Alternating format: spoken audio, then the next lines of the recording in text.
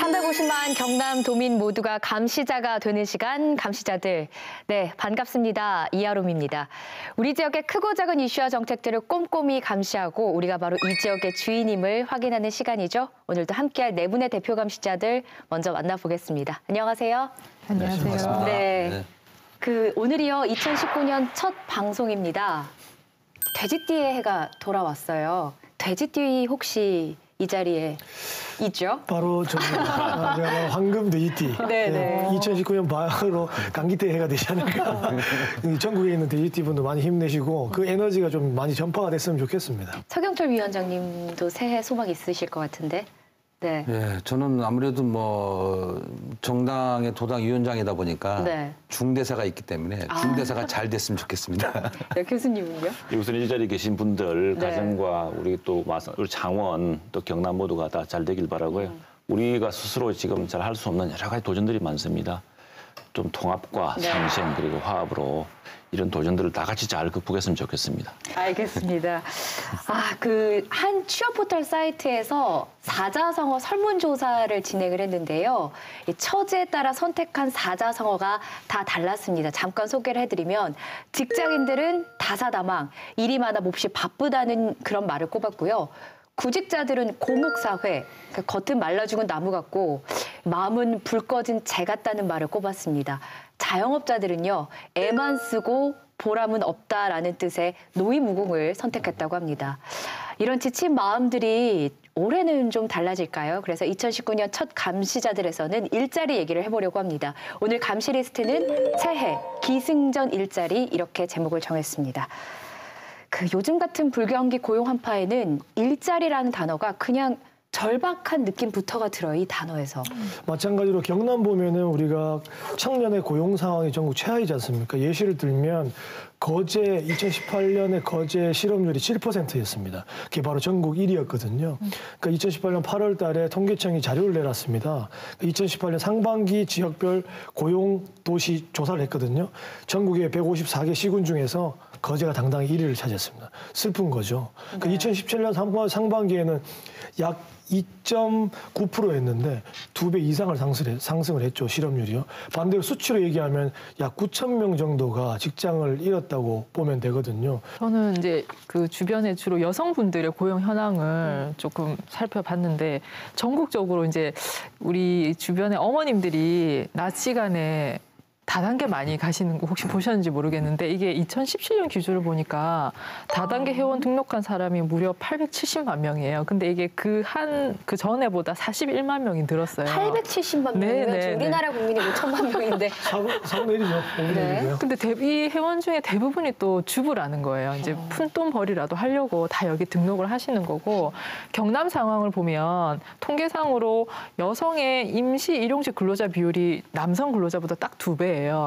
그러니까 남성은 임금 근로자 중 그러니까 15%가 이렇게 임시직인데 여성 같은 경우에는 30%가 임시직이거든요. 그러니까 이게 또 고용 현황을 나타내는 그래프를 보면 30대까지는 여성 같은 경우에는 또 고용률이 굉장히 낮아요. 결혼이나 출산, 육아 문제 때문에 일을 안 하고 있다가 40, 50대 되면 이제 본격적으로 또 맞벌이를 위해서 이제 일자리로 나가는데 고용의 질이 굉장히 낮죠. 임시직이 많고 그래서 경력 단절에다가 그다음에 고용에서 제대로 된 일자리를 보장받지 못하는 문제까지 합쳐져가지고 여성들의 고용 상황은 더 나쁜 상황이죠. 2018년에 우리가 경제 위기를 많이 얘기했는데요. 그 경제 위기의 주범이 누군가 이제 이런 얘기를 좀 해보고 싶습니다. 근데 따지고 보면 2018년의 경제기 주범은 2018년에 있지 않고 그 훨씬 이전 연도에 주범들이 있었습니다. 원래 경상남도의 조선산업과 자동차 산업, 기계 산업들이 쇠퇴하고 위기에 도달한 것은 2018년 도달한 게 아니고 이미 그 이전에 2014년 이전부터 도달해 왔었는데 네. 조선산업 같은 경우는 2010년도부터 사실 위기가 왔었습니다. 이런 부분에 대해서 안약의 대처를 해왔다는 거죠. 그러니까 주범은 그 2014년 이전부터 주범들이 형성돼 있었는데 그 주범들이 따지고 보면은 정부도 사실 그 주범 중에 하나고요. 그다음에 이제 재벌도 역시 마찬가지고요. 그래서 저희가 두 재벌과 정부가 공동 정범 아니냐 이렇게 말씀을 드리고 싶고 문제는 뭐냐면 이 범죄를 저질렀으면은 책임을 져야 되는데 그 책임을 지지 않고 계속 왔기 때문에 2018년대에 그 IMF부터 더 심한 경제위기가 오지 않았나 이런 생각이 들고요. 그러나 우리나라 경제 구성이 따지면은 중소기업은 대기업 재벌의 직하청 구조가 되어 있기 때문에 독자적으로 결정하는 구조가 없습니다. 노동자도 마찬가지고. 오로지 피해를 본 것은 도민, 서민들과 노동자들과 중소기업이 그 피해를 봤다 이렇게 볼 수밖에 없는 것입니다. 네. 일자리야말로 복지고 일자리야말로 민심이고 일자리가 여론입니다. 그래서 이 정부 문재인 정부도 출마하면서 일자리 정부를 하겠다 그랬죠. 김경수 지사도 작년에 이제 도지사 취임하면서 사실 경남의 일자리 굉장히 어려우니까 보릿고개라고 묘사를 했습니다. 굉장히 어려운데 이 일자리는 실제로 어떻게 이 일자리가 사라져가고 있는지 그리고 어떻게 일자리를 다시 만들어야 하는지 그런 부분들을 잘 지켜봐야 될 텐데 참 어렵습니다. 이 국제 경제가 없으면 어렵고 또 국내적으로도 어렵고 네. 산업이 바뀌고 있기 때문에 도전이 많습니다. 네. 네. 저희가 오늘 이 방송에서 한번 허심탄회하게 그러면서 날카롭게 그 얘기를 좀 해봤으면 좋겠습니다. 요즘에 나오는 각종 경제 지표만 봐도요, 경남이 얼마나 힘든지 알 수 있습니다. 작년 한 해 경남 경제는 어땠는지 영상으로 준비했습니다. 먼저 보시죠.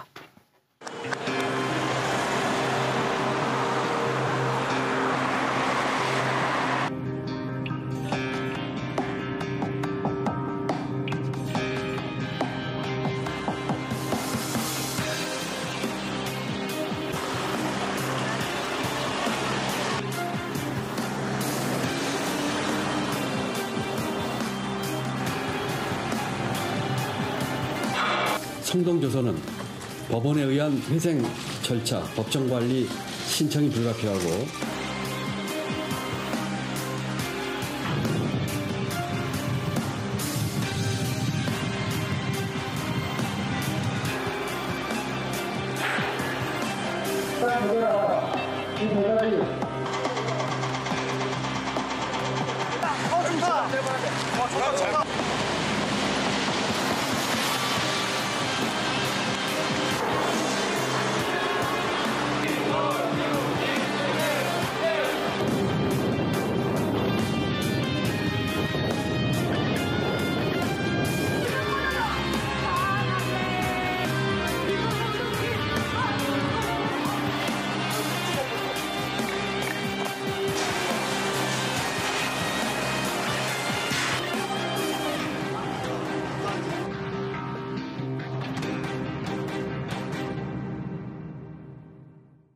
네, 참 알고 있는 얘기지만 새해 첫날부터 보기에는 우울한 영상이 아니었나라는 생각도 듭니다. 근데 이렇게 좀 과거를 똑바로 되짚어봐야지 우리가 또 건설적인 미래를 얘기할 수 있는 거니까요. 네. 좀 통계청에서 발표한 이제 객관적인 자료를 제가 좀 말씀을 드릴게요. 이게 2017년도 기준 자료입니다. 2017년 지역소득 자료가 이제 얼마 전에 발표가 됐는데요. 전국 평균 경제 성장률이 3.2%입니다. 그런데 이제 우리 지역 경남의 성장률이 1.5%예요. 전국 꼴찌입니다. 네. 그러니까 예. 내용을 봤더니 제주, 경기, 인천, 충남, 충북을 제외한 나머지 시도는 다 평균 이하였어요. 그러니까 국가 전체적으로 굉장히 좀 상황이 안 좋다라는 건 알 수가 있는데, 그리고 1인당 개인 소득에 있어서도 경남은 1,686만 원의 평균 소득을 올렸는데 이게 전국 평균으로 보면 91.4% 수준입니다. 그게 평균 이하라는 얘기죠. 네. 그리고 이 업종별로 또 이제 통계청에서 이제 플러스 성장을 보인 업종이랑 마이너스 성장 보인 업종을 이제 구분을 해놨는데 제조업이 플러스이긴 한데 1.4% 성장이에요. 그리고 건설업이 7.9% 성장이고 마이너스 성장 보인 것이 자영업 많이 하시는 숙박업이나 음식점업 그리고 도소매업이었거든요. 근데 이게 제조업이 플러스 성장률로 나오긴 했지만 이제 도내 평균 성장률이 1.5%인데 제조업 성장률이 1.4%라는 거는 이게 제조업이 도내 성장률을 지금 못 받치고 있다는 거거든요. 오히려 그러니까 우리 도 성장률을 낮추는 요인으로 지금 작용하고 있다는 것으로 분석할 수 있을 것 같고요. 이게 경남 경제 현 주소입니다. 제조업은 성장률이 굉장히 낮게 가고 있고 자영업은 계속 마이너스 성장으로 가고 있고. 네. 박 변호사님 말씀하셨지만 보통 제조업 고용 상황이 나빠지면은 이 자영업 취업자가 늘어나는 게 이제 이 사실 고용시장의 공식이라고 합니다. 그렇죠. 공식인데 지금 같은 기간 우리 자영업 취업자가 44만 2천 명으로 지난 2026년 5월 이후에 30개월 만에 가장 최저치라고 합니다. 그리고 제조업 취업자는 전년 동월 대비 마이너스 5.3% 감소했고요. 그래서 이 동남지방통계청이 발표한 11월 경남 고용 동향을 보면 아주 우울합니다. 우울하고 이건 또 조선업과 자동차 산업 불황으로 인한 것인데요. 그래서 경남의 각종 경제지표가 바닥에서 지금 허우적거리고 있는 셈인데 경남의 지역 내 총생산, 즉 GRDP라 그러는데 이게 증가율이 전국 평균 5.5%에 훨씬 못 미치는 0.9%라고 합니다. 네. 경상남도는 두 가지의 산업적 특성을 갖고 있는데요. 그 하나는 제조업이고 하나는 농업입니다. 특히 제조업은 조선과 자동차와 기계산업이 부가가치 41%를 점하고 있는 그런 현실입니다. 네. 근데 이게 무너졌다는 것이죠. 중요한 것은 이 제조업, 자동차, 조선, 기계산업이 장치산업이 아니라는 겁니다. 장치산업 같으면은 이제 고용에 큰 영향을 미치지 않을 건데 이것이 바로 고용 중심의 산업이라는 것이죠. 그래서 이 분야를, 세 개의 분야를 죽기 아니면 살기식으로 그동안에 살려왔어야 되는데 이 부분을 좀 방치했던 그런 경향이 있습니다. 이렇기 때문에 현재 경제위기, 일자리 위기가 온 게 아니냐 이런 생각이 되어지고요. 그렇기 때문에 이제 생산과 고용이 감소되어지고 다시 소비 위축되어지는 이런 반복적인 악순환이 지속이 되고 있고요. 급기야는 고용 위기 지역으로 지정이 됐고요. 조선만 두고 말씀드리면은 통계상으로 2014년도에 피보험자, 피고용자입니다. 보험 들어가는. 네. 2014년에 1월에 86,500명이었습니다. 조선산업의 종사자가. 2018년 10월 현재 5만 명입니다. 4년 동안에 36,500명, 42%가 조선산업에서 노동자들이 감소됐다는 것이죠. 그러니까 한마디로 말하면 경제가 최악일 수밖에 없는 이런 객관적 지표들이 충분히 입증 가능한 지표들이 많이 나와 있습니다. 아주 암울한 현실입니다. 네. 그죠. 이제 미 위원장님께서 말씀하신 것처럼 이제 조선업 종사자들이 절반 이하로 떨어졌지 않습니까? 여담이지만은 우리가 거제 인구의 70% 정도가 조선업에 종사했다고 해도 과언이 아니거든요. 그래서 이제 서부 경남권 경남 화동 사청 함양 함안 거창 할 것 없이 다 거제로 많이 넘어왔지 않습니까? 네. 외지에서 들어왔다 보니까 그 호황기 때 이제 편의점, 치킨집 이런 게 많이 열었지 않습니까? 보니까 지금 현재 거제 치킨집만 과밀도를 조사해 보니까 과밀 순위가 전국 1위입니다. 1위. 네, 과밀 순위가 지나치게 많다는 거네요. 그렇죠. 치킨집이 전국에 가장 많다는 거죠. 비율 밀도성으로는. 그다음에 편의점도 과밀 순위가 6위입니다. 6위. 가뜩이나 이 정도 과밀되어 있는데 이제 아까 구조적으로 인해 가지고 절반 이하로 떨어지지 않습니까? 그럼 그분들이 아까 말씀하신 것처럼 할 수 있는 게 자영업이지 않습니까? 하지만 그분들도 기존에 있는 자영업 플러스 더 추가됐기 때문에 이제는 완전 전쟁터 방부는 거죠. 이거 거기다 기존 인구는 빠져나가고요. 부동산은 계속 떨어지고요. 그러네요. 이렇게 되는 거죠. 악순환의 연결고리인 거죠. 그래서. 근데 사실 경제가 이렇게 나쁠 때까지 정부나 지자체가 손을 놓고 있었던 건 아닙니다. 무슨 대책, 단기 일자리 대책 여러 가지 발표가 있었고요. 기대도 있었던 게 사실인데요. 문제는 이런 정책들이 실효성이 있었느냐, 있겠느냐라는 지점이겠죠. 경상남도가 그 2018년 9월 말까지 일자리 창출에 투입한 예산이 상당합니다. 이게 2017년보다 약 20% 늘어나서요. 네. 1조 2,754억. 을 이제 투입을 했어요. 그러면서 공공 일자리 지원이라든지 청년 일자리 사업 등등 해서 총 169개 사업이 진행이 돼 왔습니다. 그래서 이제 이 결과가 어떻게 됐냐 이제 뚜껑을 열어보니까 2018년 3분기 경남의 고용률하고 청년 고용률이 각각 62.4%와 40%로 이게 그 앞에 해에 비해서 각각 1.1%포인트랑 0.6%포인트 상승하는데 그친 거예요. 그러니까 1조 넘게 금액을 투입을 했는데 재정을 투입을 했는데 기껏 늘어난 거는 1.1%, 0.6% 정도니까 이게 사실은 돈이 들어간 만큼의 효과를 못 봤다는 비판이 나올 수밖에 없죠. 그렇죠. 지금 말씀하신 것만 봐도 1조 3천억 원 약 이 정도인데 이 정도 높이려고 한 그렇죠. 사업은 아닐 거란 말이죠.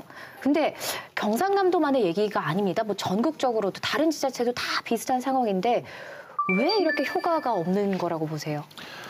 일자리 정부 이건 사실은 따지고 보면 소득주도 성장 정책과 관계가 있습니다. 정부가 네. 급하게 소득주도 성장을 하기 위해서 갑자기 이제 그 소득 최저임금을 높이고 또 그 근로시간 문제 또 이제 그 고용의 형태에 대해서 정부가 강력한 간섭과 또 규제를 시작했고 정규직을 비정규의 정규직화, 고용시장을 많이 흔들었습니다. 그러니까 기업 입장에서는 일자리를 지금 새롭게 만들기가 상당히 불안한 상황이 되어 있습니다. 근데 일자리는 사실은 기업이 만드는 거거든요. 정부의 이런 기업에게 일자리를 만들 수 있는 그런 인센티브, 그런 배경을, 그런 환경을 제공해 주는 것인데 분명한 것은 지난해 동안 너무 일자리 지표가 나빠지니까 정부로서는 굉장히 공공지표 관리하기에 좀 급급하지 않았나 싶습니다. 네. 중요한 것은 이제 2019년도에 경상남도 계획이 지금보다 2천억이 더 늘어난다는 것이죠. 이거 총 1조 4,440억이 그것도 상반기 전후로 해서 퍼분다는 이런 얘기입니다. 이제 이 부분은 이제 지난 2018년도 도의 그 의회에서 행정사무감사에서 이제 뭐 문제 제기했던 내용이라고 보여지는데요. 이때 경제통상국장님이 이런 답변을 했습니다. 왜 돈을 이렇게 많이 넣는데 일자리가 왜 안 일어나고 고용 지표가 그렇게 나쁘냐? 그러니까 답변을 제가 읽어드리겠습니다. 사실은 좋은 일자리나 좋은 고용 지표를 개선하는 부분은 행정의 재정 투입을 통한 일자리 사업으로서는 한계가 있다고 생각합니다. 민간의 활성화를 통해서 일자리를 확보해야 한다고 생각합니다. 저는 이 정부관리의 답변에 거의 동의합니다. 동의하는 부분이죠. 정부는 이제 정부의 일자리 창출에서 정부의 역할은 그 세 가지 정도 있다고 봅니다. 하나는 뭐냐면은 이 고용시장에서 이제 배제되어지는, 퇴출되어지는 노동자들에 대해 사회 안전망을 갖추는 사회 안전망적 일자리, 공공의 일자리를 만들어서 소득 보존해주는 일자리 정책이 굉장히 중요합니다. 이 부분은 이제 빠질 수 없고 이 예산이 적은 예산은 아닙니다. 두 번째는 이제 아까 교수님 말씀하신 기업들이 올바로 이제 부가가치를 생산할 수 있도록 산업 패러다임을 안내하고 그다음에 인프라스트럭처를 만들어주는 이런 역할들이 이제 정부나 지방정부에서 해야 될 그런 역할이라고 생각되어지고요. 세 번째는 뭐냐면은 정부가 직접 나서서 일자리를 창출하는 그런 직접적 고용 정책이 있습니다. 뭐 최근에 논쟁이 되고 있는 광종 일자리라든가 이런 세 가지 측면이 있는데 정부에서 민간 기업에 대해서 안내하는 정도는 중요한 것이지만 그 잘못 안내했을 때 발생하는 문제들이 여러 가지 있습니다. 예를 들면 홍준표 도지사 시절에 정말 말도 안 되는 글로벌 테마파크에서 거의 1년 이상을 진해 경제를 흔들었던 일이라든가 채무재료 역시 마찬가지였었고요. 안상수 창원시장이 창원의 고용지표는 엉망이 됐고 조선산이 무너지고 있는데 관광산업을 부르짖고 이런 것들이 이제 잘못된 정책을 선도했고 안내했던 부분이란 말입니다. 그러나 중요한 것은 지방정부나 정부가 중요하게 지금 이제 김경수 도정처럼 스마트 산업, 스마트 공장을 안내한다 하더라도 기업이 그것을 받을 수 있는 준비가 안 돼 있으면은 어쩔 수 없다는 것이죠. 그것이 매칭이 안 된다는 것이죠. 중요한 건 거기서 이제 기업이 책임이 있는 겁니다. 그동안에 한국 사회에서의 대기업과 중소기업과 특히 창원 심하죠.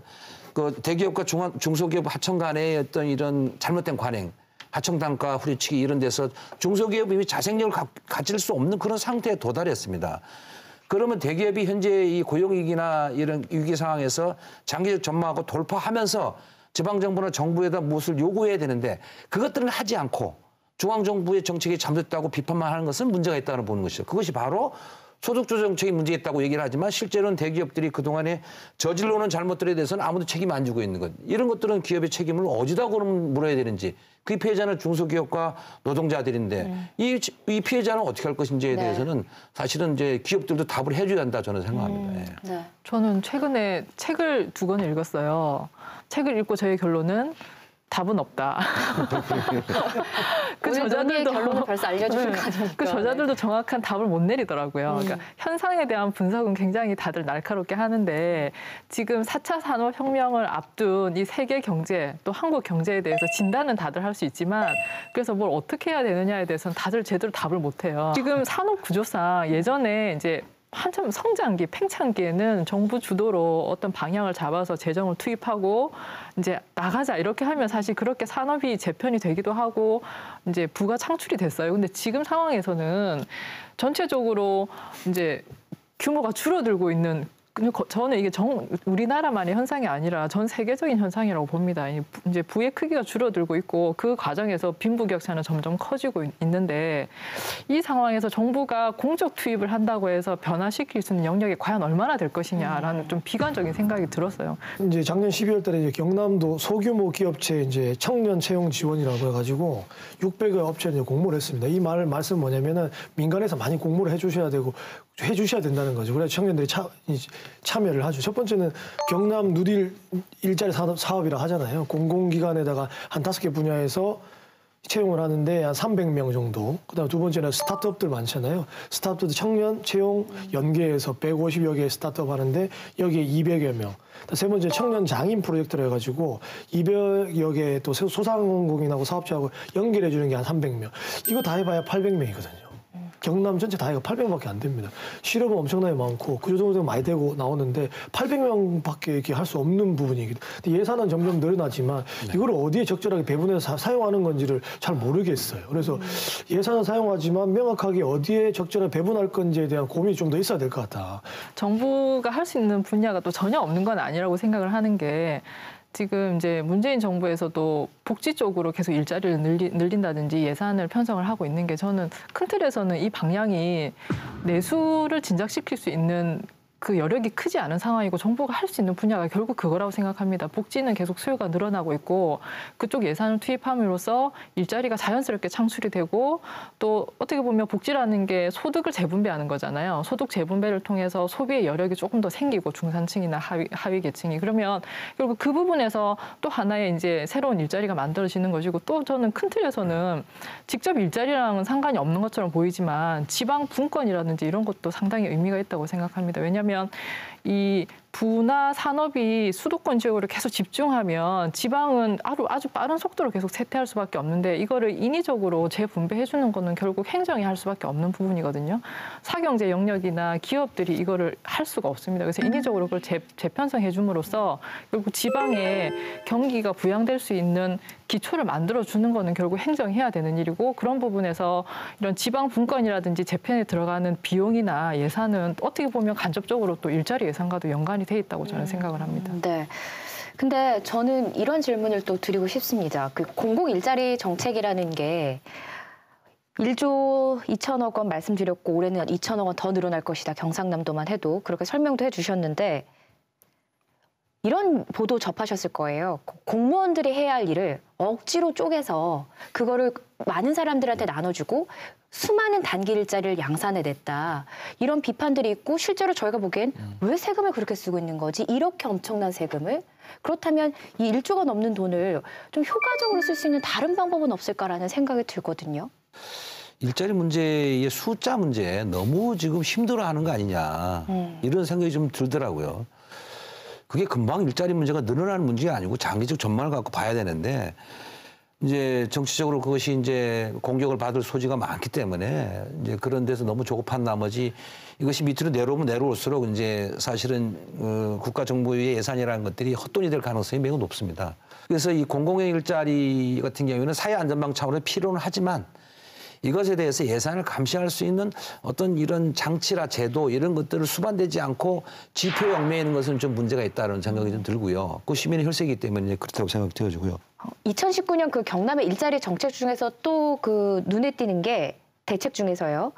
경상남도가 추진하고 있는 그 스마트 공장입니다. 정말 많이 들어보셨을 것 같은데 그러면서 경남형 일자리 이런 표현도 나왔습니다. 이게 어떤 건지 설명부터 들어볼까요? 저도 경남형 일자리 스마트 공장 여러 언론 기사 다 찾아봤는데 모르겠습니다.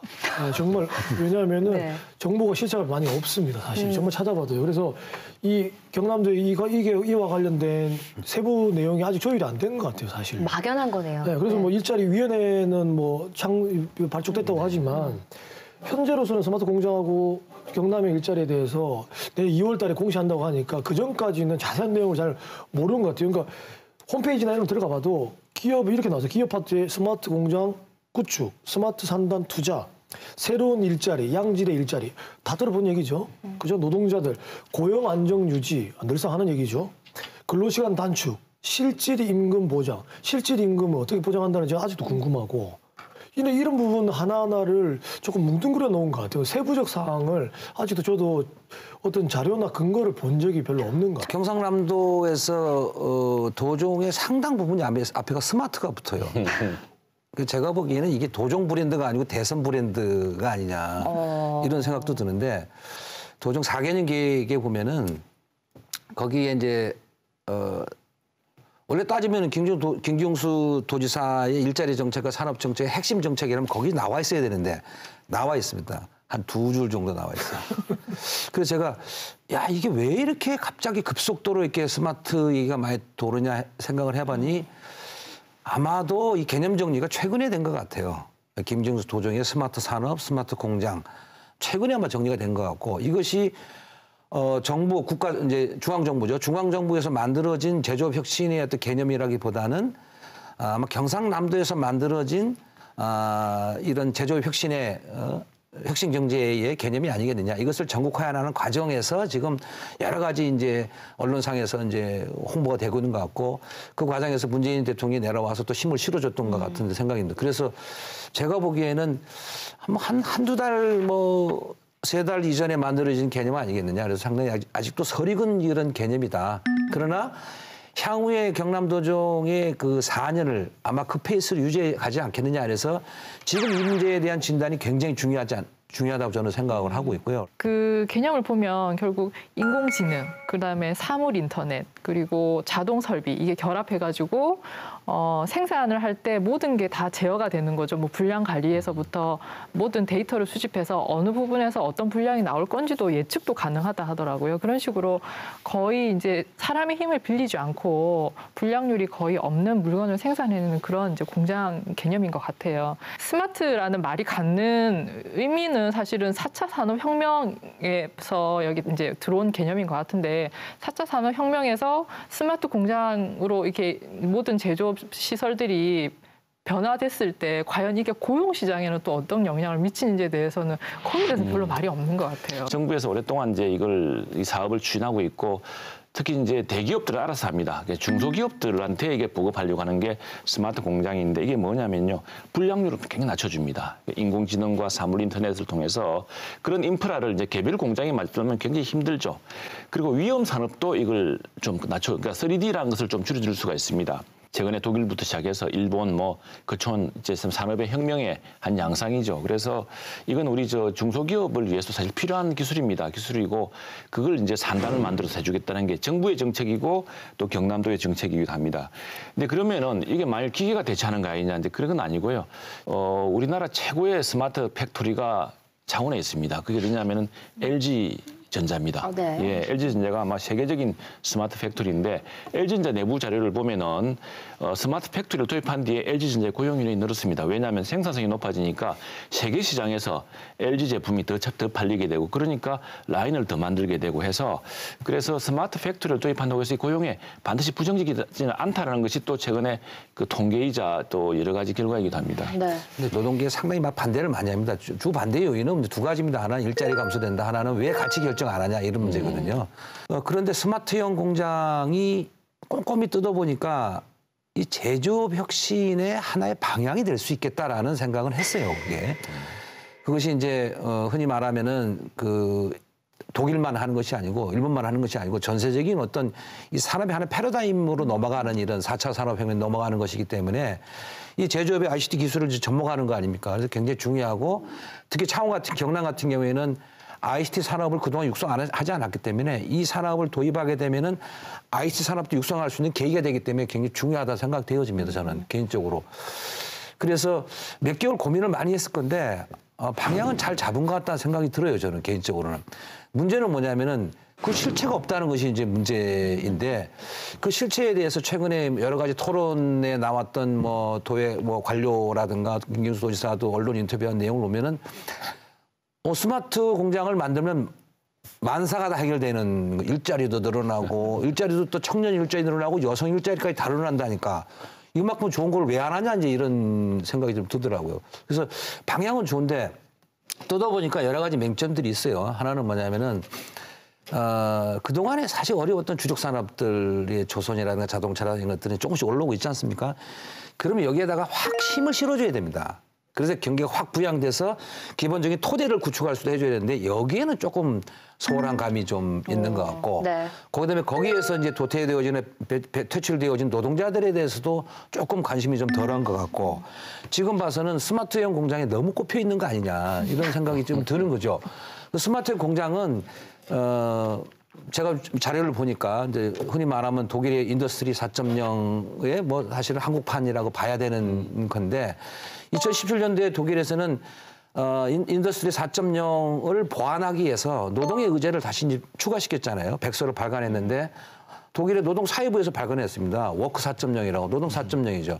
노동 4.0에 대해서는 금방 교수님이 아까 말씀하셨던 재교육 문제, 노동자들의 심리 상태 변화 문제, 시스템 문제, 사회구조의 변화 문제 다 반영된 것을 노동연합 문제로 집약해서 이 문제가 함께 해결되지 않으면 안 된다라고 명시적으로 독일의 정부에서 얘기를 하고 있습니다. 그러니까 인더스트리 4.0은 스마트 공장만 있는 것이 아니고 노동 4.0이 수반됐을 때 이게 완성되는 개념인데 네. 노동 4.0의 개념들은 사실은 없다라는 것이죠.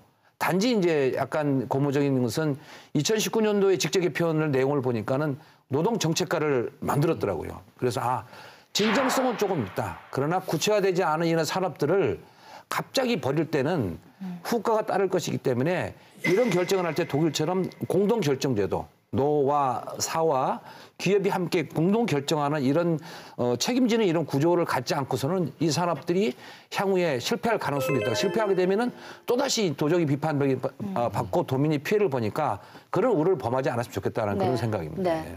근데 저는 이 스마트 산단, 스마트 공단 자체가 뭐 어쩔 수 없는 시대적 흐름이고 뭐 좋다 뭐 설명 들어보니까 되게 멋있지 않습니까? 상상만으로도 다 알겠는데 제가 연결이 되지 않는 지점은 어떤 거냐면 그럼 지금까지 창원의 제조업이 불량품이 많아서 망한 게 아니잖아요. 근데 불량품을 스스로 찾아내고 ICT가 돼서 서로 기계끼리 소통을 한다고 해서 그것이 제조업이 부활하고 중소기업 사장님들한테 좋겠지만 그것이 각각의 근로자한테 이익이 가고 경제가 살아나는 연결고리는 뭔가요?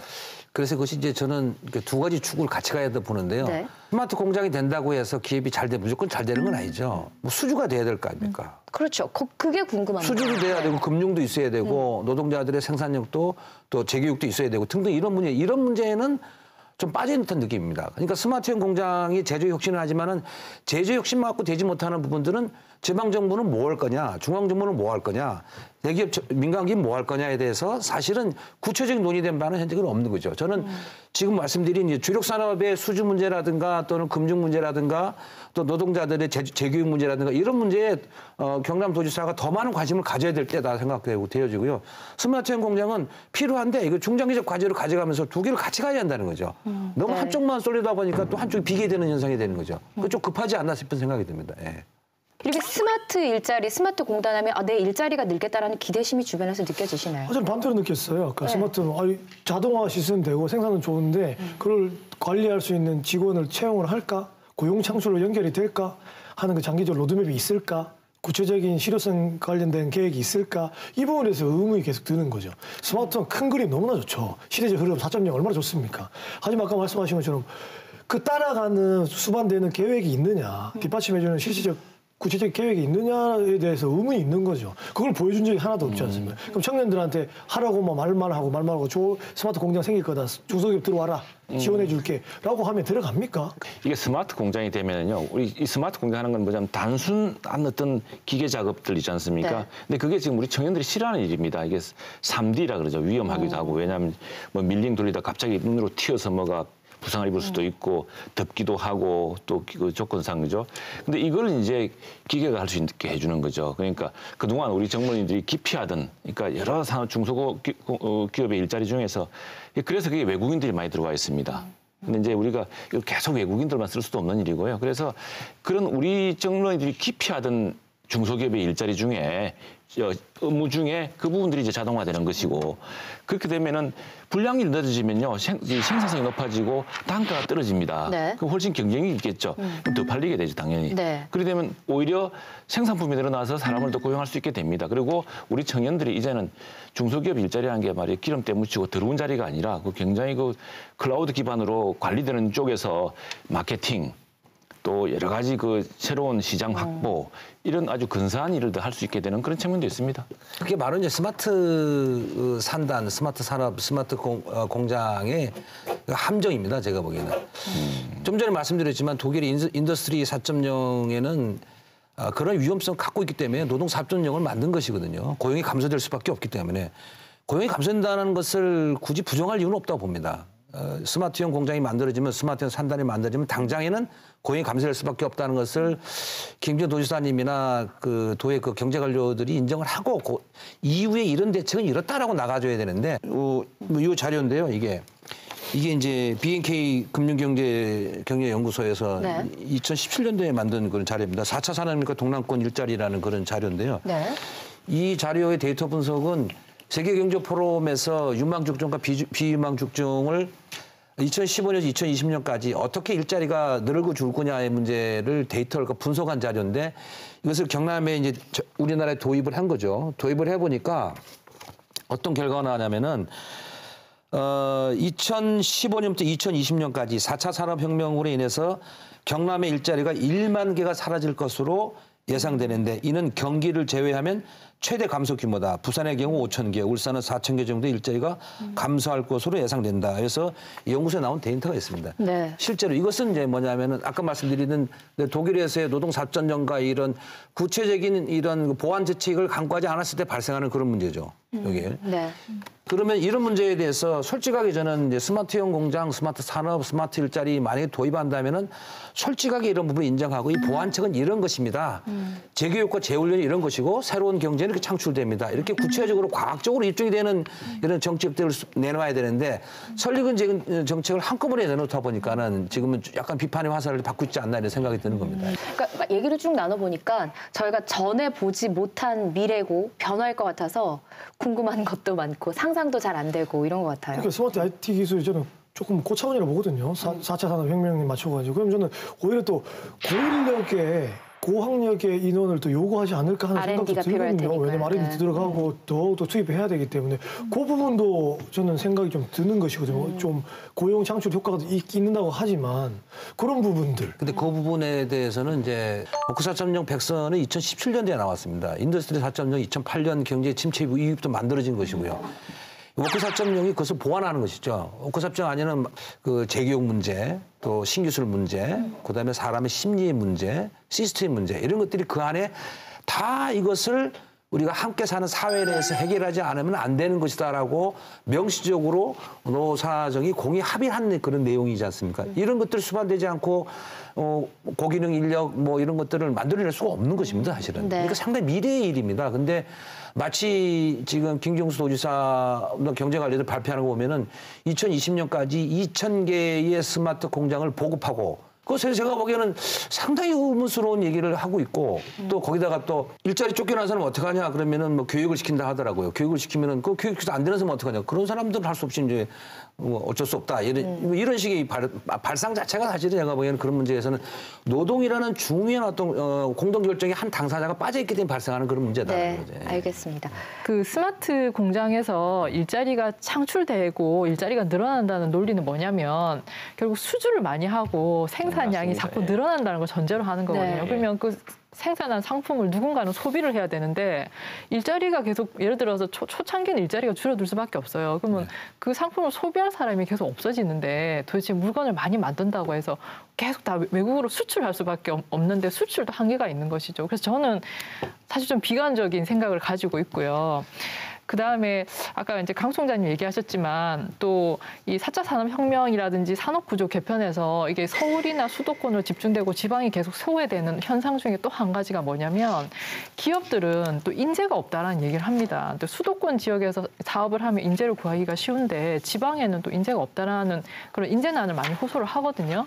그러니까 단순 노무직이 아닌 예를 들어서 4차 산업혁명에 맞는 일자리에 적응된 인재를 사실 지역에서 이거 길러낼 수가 있어야 돼요. 그러려면 산학협력 구조도 좀 돼야 되고 또 가르칠 수 있는 교수님들도 사실 있어야 돼요. 만약에 이게 지역에 당장 그런 인력이 없다라고 하면 외국에서 초빙을 해와서라도 지역에 저는 그런 인재를 기본 인프라를 구축해야 된다고 생각하거든요. 그래야 지역에서 이 산업이 뿌리를 내릴 수 있다고 생각합니다. 그래서 이 부분도 좀 신경을 써줬으면 좋겠어요. 좋겠어요. 네. 공장 만드는 것뿐만이 아니라. 사실 그런 걱정이 있습니다. 이제 이렇게 스마트 공장이 되면 아무래도 단순 노동직은 자꾸 줄어들 겁니다. 그래서 이제 정부의 할 일은 또 뭐냐? 새로운 산업을 또 일으키는 게 또 중요한 일입니다. 근데 저는 공공 투자를 많이 하는데 이런 상상을 한번 해봤습니다. 지금 마산에 가보면요. 마산만에 인공섬이 딱 있습니다. 이게 3천억, 지금 창원시 허성무 시장의 고민거리인데 여기 뭐 아파트 지을 수도 없고 아무것도 할 수 없습니다. 그럼 뭘 할 것이냐? 제 생각에는 근데 여기 한 1조 정도의 국책 사업을 투입해서 여수 엑스포 비슷한 해양조선 엑스포를 만들면 어떨까? 이 첫 번째는 뭐냐면 해양산업과 조선산업을 홍보해주고 수주전을 도와주는 효과가 하나 있습니다. 첫 번째 하면은. 두 번째는 여수 엑스포 때요, 한 해 600만 명이 왔습니다. 외부에서. 이 관광이라는 게 또 엄청난 산업이거든요. 지금 우리나라 사람들은 국내 관광할 데가 없어가지고 외국으로 갑니다. 일본 사람들보다 더 많이 외국으로 나가거든요. 국내 관광 수요를 만들어주고 관광에 들어오게 되면은 여기 새로운 일자리가 또 뭐 숙박이라든가 또 음식업이라든가 사실 서민 경제에 굉장히 좋은 영향을 미치게 됩니다. 그래서 네. 저는 정부가 재정 투자 사업을 할 때 그 지역에서 굉장히 새로운 산업을 활성화시키고 기존의 문제점을 해결해 주면서 새로운 산업을 활성화시키고 지금 침체된 산업에 부양 효과를 주는 이런 좀 창의적이고 멋진 아이디어를 좀 개발했으면 좋겠습니다. 네. 2018년에는 경제 키워드 1위가 일자리였습니다. 2019년도에 이제 전문가들한테 이제 설문조사를 했는데 1위가 조선이었어요. 깜짝 놀랐습니다, 저는. 1위가 조선이었고 2위가 부동산이었고 3위가 일자리였고 4위가 남북 경협이었습니다. 전문가들 얘기입니다. 경제 전문가들. 이것이 시사하는 바는 무엇인가 하면은 2019년도에는 뭔가 경제에 있어서 상황 변화가 올 수도 있겠다라는 그런 느낌이 좀 듭니다, 저는. 물론 이것이 뭐 금방 될 문제는 아니겠지만은 오늘 비관적 얘기 굉장히 많이 했잖아요. 사실은 이제 조선산업 같은 경우에는 경남이 거의 다 뭐 전 세계적으로 독점적 위치를 갖고 있기 때문에 대기업부터 해서 이제 수주가 좀 늘어나고 있고, 뭐 안타까운 것은 이제 중형조선소가 지금 수주가 안 되고 있는데 여기에 중요한 방점을 찍어야 된다 저는 생각하고요. 정부에서는 여기서 방점 찍어야 된다고 보여주고, 그다음에 네 번째 키워드 나와 있는 남북 경협 문제도 북방 경제로 사는 돌파구 될 수 있습니다. 근데 이것은 지금 준비하지 않으면은 그런 기회가 왔을 때 돌파할 수 없는 것이기 때문에 지금 준비해야 된다는 그런 전문가들 의견이 아니겠느냐. 이런 개인적인 생각이 들고, 제가 만약에 일자리 전문위원회에 들어간다 하면은, 만약 하게 된다면은 저는 광주형 일자리가 약간 논쟁이 되지만 광주형 일자리가 아닌 지방자치단체와 기업과 노동자들이 함께 설립할 수 있는 대기업, 청년을 직접 고용하는 한 1,000명 정도 고용하는 이 대기업을 하나 만들어보고 싶고요. 그것으로 한번 새로운 경남형 일자리, 창원형 일자리 모델을 한번 만들고 싶은 그런 욕심이 있습니다. 네. 큰 그림은 잘 그렸다고 손 치더라도 저는 아까 말씀하신 소소한 세부적인 로드맵 좀 잘 만들었으면 좋겠고, 아까 말한 노동자 뭐 협의체라든지 4.0 부분 관련돼 가지고 그것도 좀 진지하게 조금 많이 의견을 많이 들었으면 좋겠어요. 네. 그렇죠. 또 하나 말씀드리고 싶은 거는 세금 잘 써야 됩니다. 정말요. 왜냐하면은 저는 요 감시단 하면서 순세계 잉여금 관련해가지고 많이 파악했거든요. 진주시 관련돼가지고 2017년 진주시 잉여금이 4,643억이었습니다. 세입 대비 50%입니다. 50%. 50% 돈 안 썼다는 거예요. 그거는 첫 번째로 예산 편성을 잘못한 거거든요. 그 부분에 관련돼가지고 이 돈들을 엄청나게 놀았을 거 아닙니까? 예산 투입 적절하게 안 됐을 거 아닙니까? 그러면 청년 고용이나 노동 관련된 이런 문제들 엄청나게 많은 혜택을 줄 수 있었던 부분이거든요.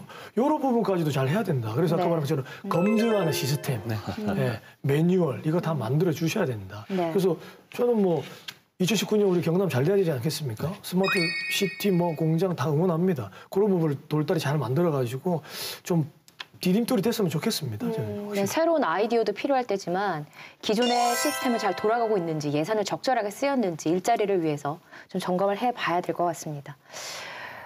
경남의 주력 산업이 회생의 기미를 보이고 있습니다. 경남의 투자 심리가 살아나고 있습니다. 일자리가 넘쳐나서 다른 지역 인구가 유입되고 있습니다.